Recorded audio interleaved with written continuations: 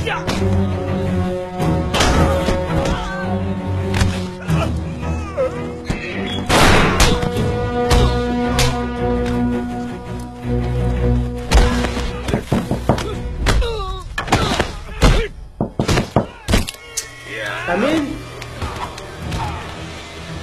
Johnny. అన్నా rest లేడన్నా. Taste లేదు జానీ, బాగున్నావా? బాగున్నానన్నా, రా అన్నా కూర్చో. ఏంటన్నా ఈ సడన్ సర్ప్రైజ్? ఈ ఏరియాలో నాకు కొంచెం పని ఉంది. ఎలాగో ఇక్కడ దాకా వచ్చాను కదా, నిన్ను కలిసి వెళ్దామని ఇలా వచ్చాను. Okay okay. ఏంటి, నువ్వు సినిమాలు చూస్తుంటావా? ఆహా, ఏదో అప్పుడప్పుడు అన్నా, అప్పుడప్పుడు అంటే? వారానికి 2-3 సార్లు. ఓహో, దీన్ని అప్పుడప్పుడు అంటారనమాట. ఏం భయ్యా, సినిమాలు చూడకూడదా ఏంటి? క్రైస్తవులు సినిమాలు చూడొచ్చని నువ్వు అనుకుంటున్నావా ఏంటి? చూడడంలో ఏముందన్నా, మంచి తీసుకుంటాం, చెడు వదిలేస్తాం. ఆహా, మినరల్ వాటర్ని డ్రైనేజ్ వాటర్ని కలిపేసి అందులో మంచినీళ్ళు తాగి చట్నీలు వదిలేయడం కుదురుతుందా? భయ్యా, ఇప్పటి వరకు నువ్వు చాలా చెప్పు, అన్నీ యాక్సెప్ట్ చేశాను, కానీ సినిమాలు చూడొద్దంటే మాత్రం ఒప్పుకోనన్నా. జానీ, నువ్వు నా మాట వినాల్సిన పని లేదు. అసలు క్రిస్టియన్ ఏ మనిషి కట్టండి పాటించిన అవసరం లేదు, కానీ బైబిల్ చెప్తుంది మాత్రం పాటించి తీరాల్సిందే. బైబిల్లో సినిమాలు చూడకూడదని ఎక్కడైనా రాయబడిందా? సినిమా అనేది ఈ మధ్య కనిపెట్టారు.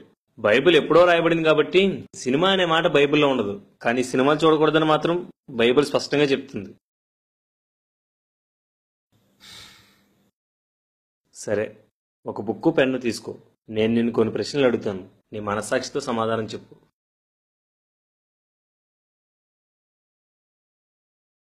సరే. సినిమా దైవ సంబంధమైందా, లోక సంబంధమైందా?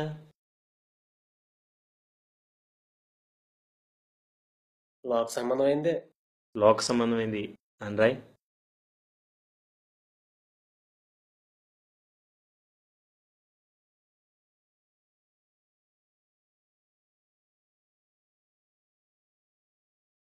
సినిమా ఎందుకు కనిపెట్టారు? కొంతమంది జీవనోపాధి కోసం.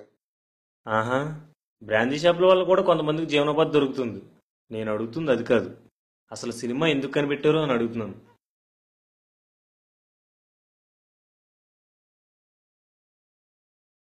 టైంపాస్కి.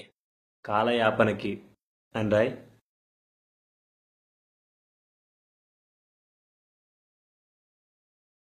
సినిమాలు చూడడం వల్ల నువ్వు ఎప్పుడైనా శోధించబడుతుంటావా?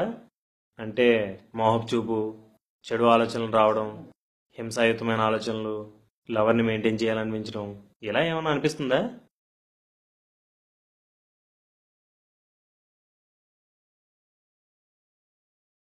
చూసిన ప్రతిసారి ఇవన్నీ జరుగుతూనే ఉన్నాయన్నా.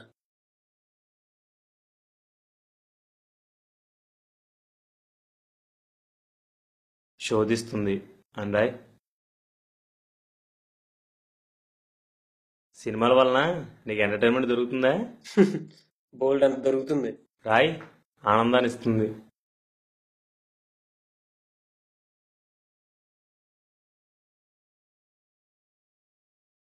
ఏదైనా సినిమా బాగుందని ఎవరైనా చెప్పినప్పుడు కానీ, లేకపోతే కొత్త సినిమా రిలీజ్ అయినప్పుడు కానీ చూడాలని ఆశ కలుగుతుందా? ఆ, చూడాలని ఆశ కలిగిస్తుంది అనరాయ్.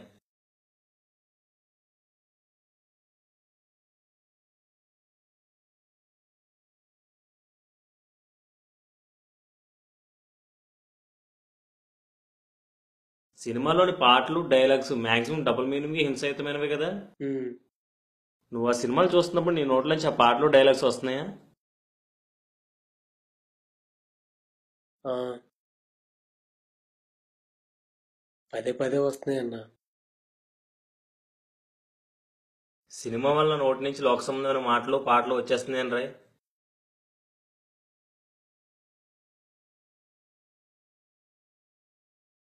నువ్వు సినిమా కోసం సమయాన్ని, దానాన్ని ఖర్చు పెడుతున్నావు కదా, సినిమా నీ ఆత్మీయ జీవితానికి ఏమైనా ఉపయోగపడుతుందా?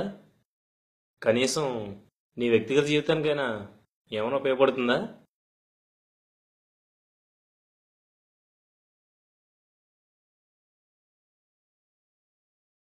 ఏ ఉపయోగం లేదని రాయ్. సినిమాల్లో ఫైట్లు, హీరో హీరోయిన్లు పాటలు పాడుకోవడం, ఇవన్నీ నిజమా అబద్ధమా? అబద్ధమే. సినిమా అబద్ధం అనరాయ్.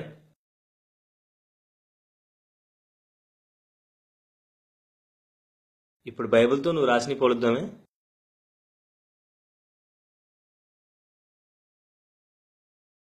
సినిమా లోక సంబంధమైంది, క్రైస్తవుడు ఆత్మ సంబంధమైన వాడు. లోకం నుంచి ప్రత్యేకించబడిన వాడికి లోక సంబంధమైన వాటితో సంబంధం ఏంటి? యాకోబు పత్రిక 4వ అధ్యాయం 4వ వచనం ప్రకారం లోక సంబంధమైన వాటితో స్నేహం చేసేవాడు వ్యభిచారి. సో సినిమాలు చూసే క్రైస్తవుడు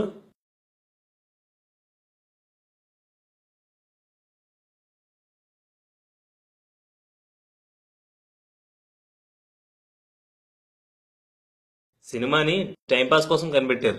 ఉన్న సమయాన్ని ప్రార్థన చేసుకోవడానికో, బైబిల్ చదువుకోవడానికో, విశ్రాంతి తీసుకోవడానికో, లేకపోతే కుటుంబంతో గడపడానికి వాడాలి గాని ఇలా వృధా చేసుకోకూడదు. క్రైస్తవుడు టైంని యూజ్ చేయాలి గాని పాస్ చేయకూడదు. ఎఫెసీ పత్రిక 5వ అధ్యాయం 17వ వచనం ప్రకారం సమయం పోనిచ్చేవాడు అజ్ఞాని.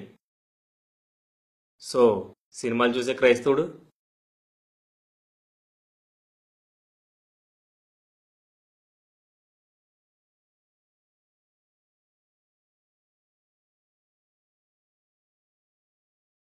సినిమా శోధిస్తుంది. శోధనలో ప్రవేశించకుండా ప్రార్థన చేయమని, శోధన నుంచి తప్పించుకోమని బైబిల్ చెప్తుంటే శోధించే సినిమాలు చూడడం దేవుని వాక్యాన్ని ధిక్కరించడం కాదా?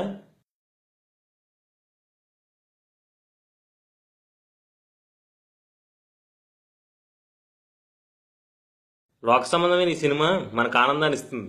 ప్రభువుని బట్టి ఆనందించమని బైబిల్ చెప్తుంటే లోకాన్ని బట్టి ఆనందించడం వాక్య విరుద్ధం కాదా?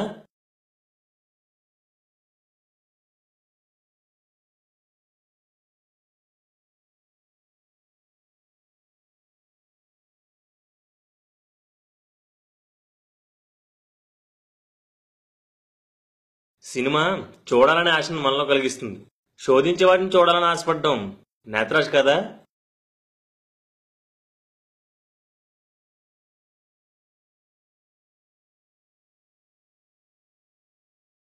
సినిమాలు చూడడం వల్ల నోటి నుంచి లోక సంబంధమైన మాటలు వస్తాయి. ఒకే నోటి నుంచి కృతజ్ఞత వచ్చిన బూత్ మాటలు రావచ్చా? ఒక పక్క దేవుని పాటలు పాడుతూ మరో పక్క సినిమా పాటలు పాడచ్చా?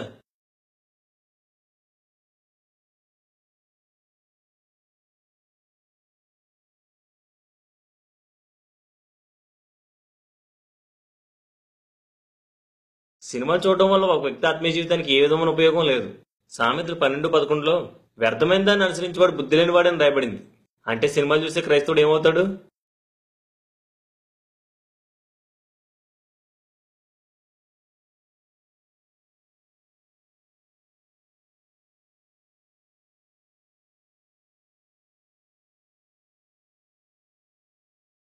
సినిమాల్లో చూపించేవి ఎక్కువ శాతం అబద్ధమే. అబద్ధానికి జనకుడెవరు? సాతాను. అబద్ధమైన సినిమాని నువ్వు ప్రేమించి నీ టీవీలోను కంప్యూటర్లోను దాన్ని జరిగిస్తున్నావు. ప్రకటన 22:15లో అబద్ధమును ప్రేమించి దాన్ని జరిగించేవాడు పరలోకం వెళ్ళడానికి రాయబడింది. ఈ 8 కారణాలను బట్టి క్రైస్తవుడు సినిమాలు చూడకూడదు. చూడు జాని, ఈ లోకంలో ఉన్నదంతా శరీరాశ, నేత్రాశ, జీవపుడము అని బైబిల్ చెప్తుంది. వాటిని ప్రేమించేవాడు నాశనమవుతాడని కూడా హెచ్చరిస్తుంది. లోకాశలకు దూరంగా ఉండు, అది నీకు మంచిది. లోకంలో ఉన్నవన్నీ సాతాను కల్పించినవే. కానీ నేను వాటిని ఎలా గుర్తించగలను? నేనేం చూడాలో, ఏం వినాలో, ఏం చదవాలో నాకెలా తెలుస్తుంది? ఏవి లోక సంబంధమైనవో, ఏవి దైవ సంబంధమైనవో గ్రహించడమే జ్ఞానం. ఆ జ్ఞానం దేవుని వాక్యమే మనకు నేర్పుతుంది. ఒకసారి ఫిలిప్పీ పత్రిక 4వ అధ్యాయం 8వ వచనం చదువు. ఆ వచనం ప్రతి క్రైస్తవ జీవితానికి చాలా అవసరం. మెట్టుకు సహోదరులారా, ఏ యోగ్యత అయినను మెప్పైనను ఉండిన ఎడల, ఏవి సత్యమైనవో, ఏవి మాన్యమైనవో, ఏవి న్యాయమైనవో, ఏవి పవిత్రమైనవో, ఏవి రమ్యమైనవో, ఏవి ఖ్యాతి గలవో వాటి మీద ధ్యానం ఉంచుకొనుడి. మనం దేని మీద మనసు పెడతామో అదే మనల్ని నడిపిస్తుంది. నువ్వు ఏం వింటున్నావో, ఏం చూస్తున్నావో, ఏం చదువుతున్నావో అవే నీ తలంపుల్ని, ప్రవర్తనని ప్రభావితం చేస్తాయి. నువ్వు చెడ్డవి వింటూ, చెడ్డవి చూస్తూ, చెడ్డవి చదువుతుంటే నీ హృదయాలోచన, ప్రవర్తన ఖచ్చితంగా చెడిపోతాయి. దేవుని వాక్యాన్ని విను, మంచి పాటలు విను. ఈ మధ్య క్రైస్తవ సంగీతం కూడా ర్యాప్లో, పాప్ మ్యూజిక్లతో కలుషితమైపోయి సినిమా పాటలు ఎలా అయితే శరీరాన్ని కదిలిస్తాయో ఇవి కూడా అలాగే తయారయ్యాయి. నువ్వైతే దేవుని స్తుతించేవి, నిన్ను హెచ్చరించేవి, బోధించేవి, ఓదార్చేవి వెతుక్కుని మరీ విను. బైబిల్ చదువు, మంచి క్రైస్తవ పుస్తకాలు చదువు, సినిమాలు, సీరియల్స్, డాన్స్ ప్రోగ్రామ్స్, స్పోర్ట్స్ లాంటివి చూస్తూ నీ సమయాన్ని ఆలోచనని పాడు చేసుకోకు. ఖాళీ సమయాన్ని ప్రభుతో గడుపు. నువ్వు ఏదైనా చూడాలనుకున్నా, చదవాలనుకున్నా ఒకసారి ఈ వచనంలోని 6 లక్షణాలతో పోల్చి చూడు. అది చెయ్యొచ్చో చేయకూడదో నీకే అర్థమవుతుంది. ఓకే అన్నా. నేను వచ్చిన పని అయిపోయింది. బాయ్. బాయ్.